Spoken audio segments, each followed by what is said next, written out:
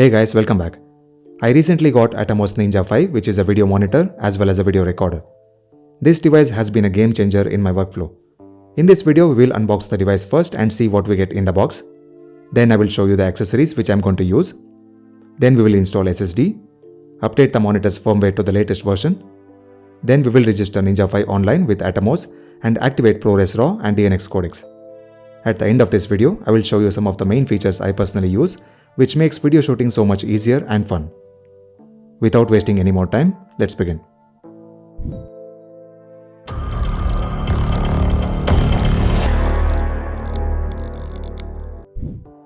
If you are unfamiliar with Atomos Ninja V, it's a 5-inch touchscreen monitor for DSLR and mirrorless cameras, which can display and record videos up to 4K 60fps. I have Sony a7 III that can record 4K videos up to 30fps, not 60. I'm okay with it. I make tech videos, I don't shoot cinematic slow motion videos, so I don't need 60fps for now. Let's open the box and see what's inside. We have the monitor itself. The initial instructions are very clear. We have to update the firmware, then register the device to claim warranty and activate video codecs. Then we have user manuals.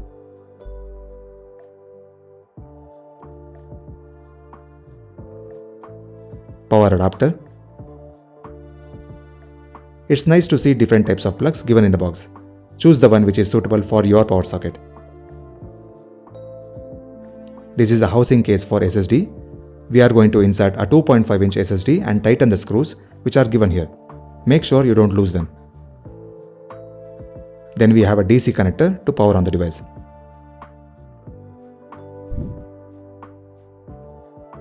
These are the accessories which I have got for my setup. This is the power adapter which was in the box. I have Sony NPF battery pack to wirelessly power the device. This is almost a 25,000 mAh battery, which is good enough for a day of shoot. This is a charger to charge the NPF battery. This is a hot shoe camera mount from Small Rig to mount the monitor on top of the camera.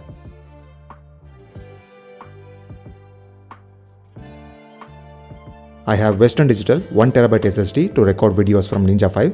If you want to use Ninja V just as a monitor, then you don't need an SSD. If that is the use case, then I strongly suggest you should get a cheaper monitor instead, or Atomos Shinobi, which is exactly the same device without the recording feature. Moving on, this is a SATA cable to copy the videos from SSD to my computer. Let's install the SSD in this case. Align the SSD's connector towards the opening of the case and tighten the screws just enough to ensure the SSD does not move inside the case.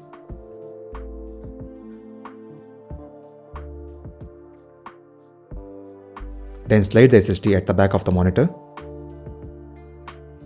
Let's connect the power adapter and turn the device on by pressing and holding this power button for about 3 to 5 seconds. Click on SSD and you should see your SSD detected. Format the SSD and it is ready to use. Now go to Settings. Info. Current firmware version is 10.92, which we are going to update. You will see device ID here. Make a note of it. We will need this in the registration process later. Now turn the monitor off.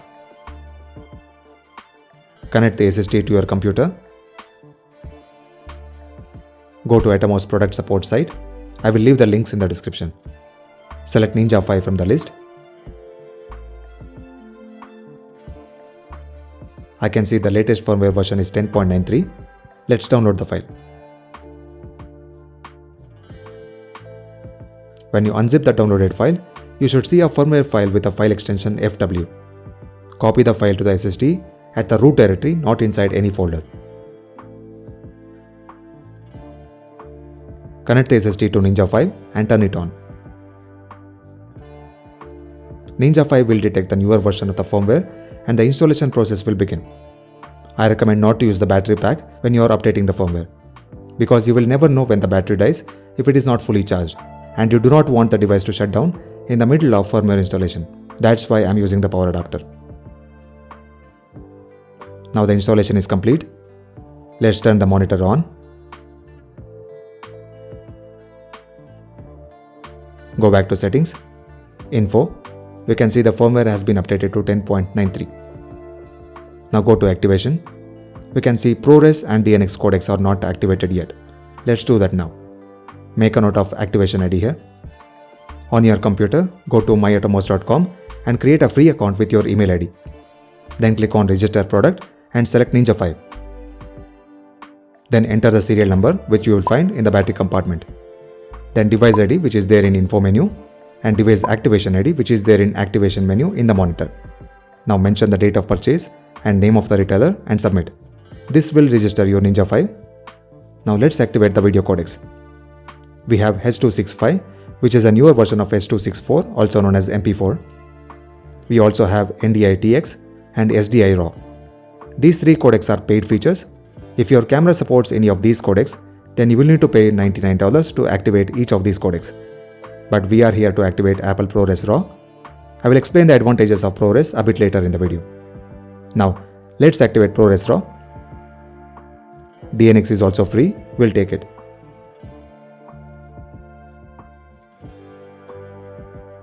After the purchase, we have to download a token.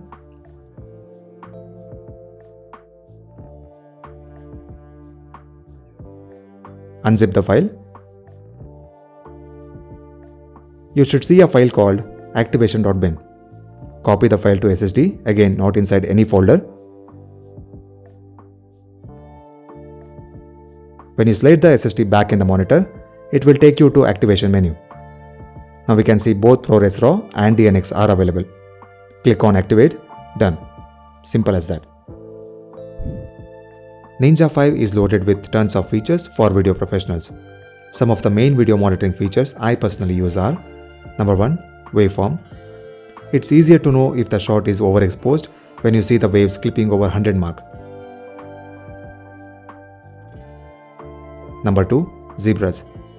Here the overexposed areas of the footage are indicated with black and white stripes.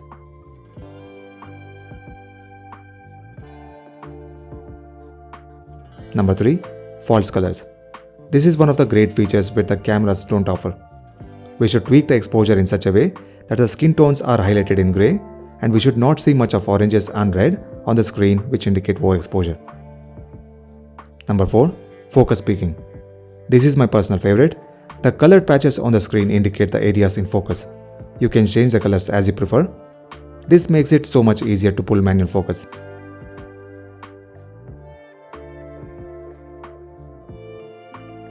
Number 5. ProRes recording.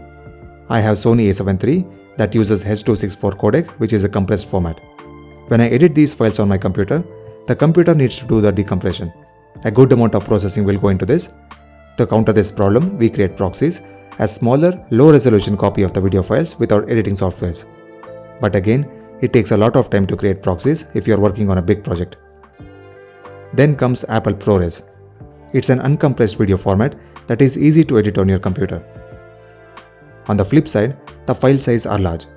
If a 90-second video footage in MP4 takes 1.5 GB, then a ProRes video would take 5 GB of storage for the same duration. But then SSDs are 3 times cheaper than memory cards. When we talk about transfer speeds, the SD cards can't even come closer to SSDs.